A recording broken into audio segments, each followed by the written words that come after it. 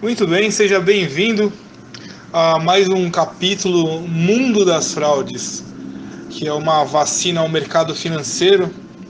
Esse é um curso aqui da Allianz Sociedade Médica e eu vou compartilhar agora o segundo capítulo. Ontem nós estudamos o golpe Ponzi, do Charles Ponzi, e hoje eu vou falar da história das fraudes.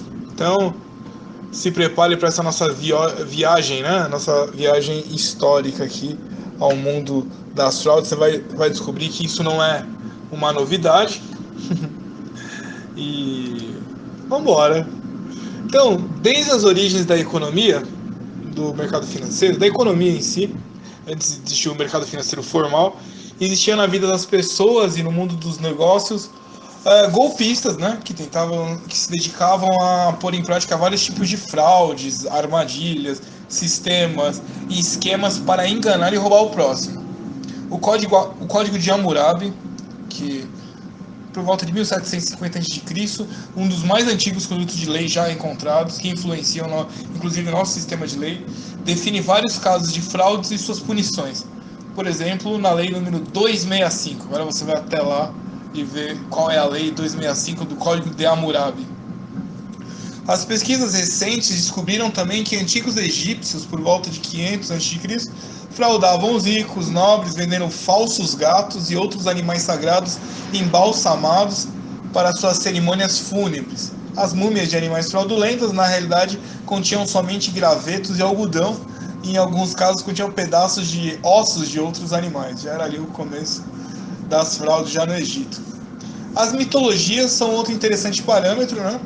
Pois em todas as civilizações costumavam representar e divinizar situações e caracteres tipicamente humanos. A gente vai para a mitologia grega e romana, que eu gosto muito. Você vai ter Hermes, ou Mercúrio, em Roma, né? Hermes na Grécia, Mercúrio em Roma, considerado o deus dos ladrões e fraudadores. Aplicava vários golpes nos demais deuses e por isso tinha frequentes problemas com Zeus, né, que era o chefe, era o pai maior. Sempre para ficar nas mitologias antigas, podemos mencionar o deus Loki, quem viu lá o Thor, né, vai lembrar dele, dos antigos nórdicos europeus, que fazia todo tipo de trapaça e enganação, enlouquecendo os demais deuses.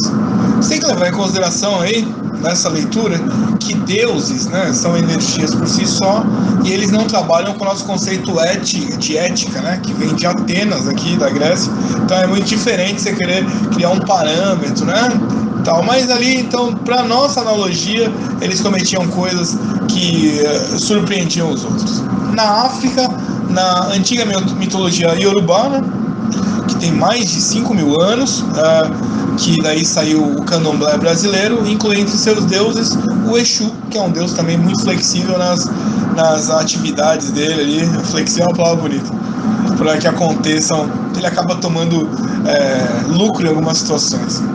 Você vai ter outros deuses trapaceiros em várias mitologias. Na China, o Sun Wukong, nos nativos americanos, né, nos índios americanos, o Manabozho, na Finlândia, o Lemminkainen, nos nativos americanos do leste, você vai ter o Wikitiki, na China, o Lenesha, na África, o Hare, na África também, o Elegba, nos nativos americanos do norte, lá no Canadá, Akiba Atatida, na Austrália, o Bamapana, na África, Anansi. Esse Anansi é bem interessante estudar, eu já estudei esse deus. Inclusive ele participa de um filme, American Gods, que é excelente, né? O filme, uma minissérie que saiu, indico, sai Anansi, esse deus africano. No Maia, Tlakalot, na Índia, o Indra. Bom, a gente fez uma viagem. É interessante mencionar que Xenofonte, lá de 427 a.C., em seus tratados sobre guerra, aconselhava aos generais de aproveitar com a trapaça as ingenuidades do inimigo. Essa é uma tradução errada, na realidade é aproveitar com a astúcia, né? A ingenuidade do inimigo. Vale também lembrar o que escreve o grande Cícero no capítulo 41 do livro 1 de Offices. Duas ainda são as maneiras com as quais pode-se fazer injustiça. 1. A violência e a fraude. A fraude é própria da raposa e a violência do leão. Ambas são contrárias à natureza humana, mas a fraude desperta a maior repulsão. A fraude, se você levar em consideração, pode ser tratada como uma traição, né? E a traição no japonês tem uma palavra que trata disso, é dita como golpe pelas costas, porque você não aguarda isso e é feito. Por isso que a fraude, né? Quem passou por fraude, eu já passei por fraude, você fica numa situação ali, como é que fala? Impossibilitado de tomar nenhuma reação, porque às vezes quem cometeu a fraude já foi embora, né? Você ficou ali a ver navios. Entre os vários autores e filósofos que ao longo dos séculos enfrentaram em algum momento o assunto das fraudes, vale ainda lembrar Homero, 815 a.C., famosas as fraudes de Ulisses, quem leu, né, a obra, contra Polifemo, e do cavalo de Troia, que é uma fraude também. Eles adentrarem em Troia com o cavalo, ali era uma enganação, e conseguiram conquistar Troia. Santo Agostinho, Maquiavel também citam. No Maquiavel, no livro Príncipe, escreveu que é necessário saber entrar no mal se for necessário, ou seja, recorrer às fraudes quando inevitável. Na Idade Média era muito comum as fraudes com pesos e medidas, com adulteração de alimentos e bebidas, como comprova vários documentos normativos contra essas fraudes que chegaram até nós. Por volta de 1100 depois de Cristo, né, aqui 1100 século X, com a invenção e difusão das letras de câmbio, iniciou também uma era de fraude documentais. Aí entra o nosso plano agora, que são as letras de câmbio. Era menos frequente naquela época, aliás, quem começa as letras de câmbio, esqueci o nome agora. Estava lendo o livro agora há pouco. Uma pena, esqueci aqui. Mas você vai ter. Esqueci mesmo, não tem jeito.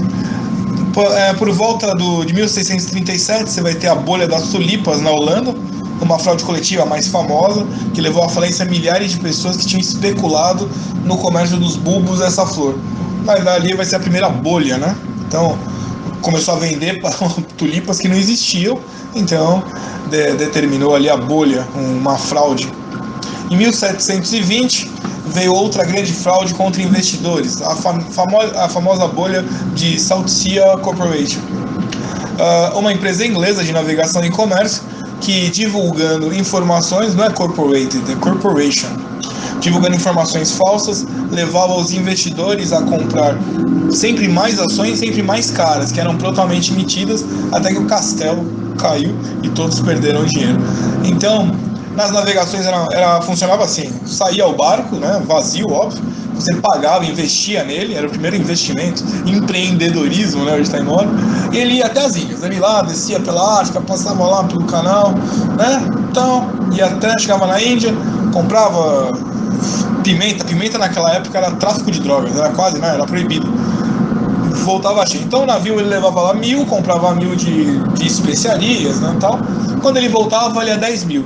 Você tinha um lucro, né, proporcional a isso, 10 vezes o que você investiu. Então eles começaram a vender os tickets, né, que eram as ações. Você às vezes não tinha 1.000, você comprava a ação de 10, de 100 e tal. Só que começaram a vender muito. Às vezes tinham 2 navios, eles estavam vendendo para 20, 50 navios. Isso é óbvio, né, que não vai ter como pagar, porque só foram 2 navios. Quando vai voltar os outros 18? Nunca mais. Perdeu o dinheiro. Por volta de 1920, ainda vale lembrar, isso que a gente falou no primeiro episódio, o esquema Ponzi, do Charles Ponzi, que alcançou 20.000 pessoas no leste dos Estados Unidos, lá em Nova York, Boston. É interessante mencionar também a origem histórica e etimológica de duas famílias de termos muito comuns e relacionados ao mundo das fraudes. Um é o conto do vigário e o vigarista. Na verdade, a expressão inicial era cair na conta do vigário, pois os vigários recebiam o ouro roubado e pagavam aos escravos que tinham vendido. É claro, os escravos tinham roubado, eles da fazenda eles trabalhavam, levavam até a igreja e compravam para o vigário, vendiam ao vigário que comprava uma coisa roubada que, né, não devia ter feito isso daí. Várias igrejas foram construídas, segundo alguns pesquisadores, graças à conta do vigário. Daí que veio a palavra vigarista, pessoa que agia como os vigários daquela época. A outra palavra seria picareta e picaretagem. Aí, provavelmente, o termo deve ser origem aos romances picarescos da Espanha, século XVI, e a figura do pícaro, que originalmente eram soldados esfarrapados, famintos e aventureiros que no século XV viam da picardia. Mais em frente, o termo pícaro assumiu o significado de um tipo inferior de servo, sobretudo ajudante de cozinha, sujo, esfarrapado, mas também esperto e sem escrúpulos, que usa da mentira, dissimulação, malandragem e astúcia para tirar proveito das situações. Isso tudo prova que o problema das fraudes é bem antigo, né? Nasce com o homem. Né? Obviamente, com o progresso tecnológico, a evolução do mundo e das sociedades, esses fenômenos também evoluíram. Os fraudadores hoje são muito mais criativos, frequentemente muito bem informados, mentalmente ágeis e rápidos, flexíveis, adaptáveis a novas situações. Por isso, novas fraudes aparecem de contínuo, se ajustando e desfrutando de cada nova oportunidade. É importante observar que, assim como os demais fenômenos econômicos, as fraudes também se globalizaram. Hoje você encontra os mesmos esquemas de fraudes aplicados com poucas adaptações em vários países do mundo. Além disso, da mesma forma que existem as multinacionais, já existem quadrilhas de golpistas transnacionais com integrantes de diferentes nacionalidades e filiais que operam, ou seja, aplica golpes em vários países ao mesmo tempo, através de estruturas centralizadas e um planejamento global. A gente aqui no Brasil tem mania de falar que o brasileiro é desonesto. Não, mas se você for para a França, né, você vai ter desonesto. Se você for no mundo todo, você vai para os Estados Unidos, teve na época do Mississippi, quando o povo estava na Europa e estão descoberto ali o Golfo do México, né? Então, aquela terra pantanosa foi vendida muitas vezes como uma terra de plantação, né? E muita gente comprou e gerou muita morte. Ó, tinha um momento que antigamente não tinha um sistema judicial tão refinado, então a pessoa resolvia na bala. Muito bem. Eu acredito que para essa introdução do mercado financeiro, mercado de fraude, né, um mercado de fraude, é isso. Essa é mais uma vacina que você recebeu. Agora a parte histórica, né? A primeira foi o Charles Ponzi. Agora você descobriu que não nasceu no Brasil a picaretagem, né? Só a conta do vigário. E agora vamos nos vacinando para não cair em fraudes financeiras. Muito obrigado pela sua paciência e até amanhã com mais um capítulo do nossa vacina, né? Nosso circuito de fraudes. Tá ok? Bom lembrar que a Allianz Sociedade Médica é a única sociedade médica que efetua o investimento do seu capital social na Bolsa, tendo feito no último ano atual 115%.